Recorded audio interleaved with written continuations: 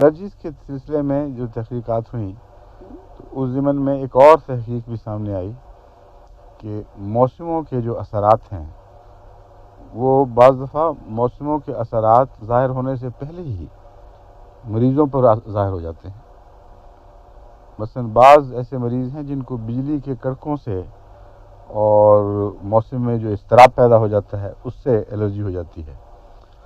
ایسے بعض مریضوں پر باقاعدہ ٹیمیں بیٹھی، تحقیق شروع ہوئی، تو جو حیرت انگیز بات سامنے آئی وہ یہ تھی کہ موسم نے ابھی بگڑنا تھا 2 گھنٹے کے بعد اور اثرات پہلے ہی شروع ہو گئے، اور اسی ضمن میں مجھے خیال ہے کہ جو کوے اور پرندے شور مچاتے ہیں بعض دفعہ اور پتہ لگ جاتا ہے کہ موسم بدلنے لگا ہے، ان کو بھی اللہ تعالیٰ نے ایسا ہی کوئی ملکہ عطا فرمایا ہے، ان کے اندر یہ احساس پیدا ہو جاتا ہے۔ سائنٹیفک آلے جو لگائے گئے بجلی میں تبدیلیاں پیدا کرنے کے،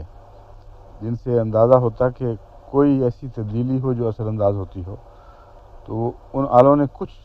ان کو محسوس نہیں کیا۔ جو بہت ہی باریک قسم کے آلے تھے وہ بھی ناکام رہے، لیکن جس مریض کو بیماری ہونی تھی وہ اس کو ہو گئی، اور انتظار کیا تو پتہ لگا کہ پھر بڑا سخت ایک طوفان آ رہا تھا بعد میں۔ تو وہ کیا اس کے محرکات ہیں،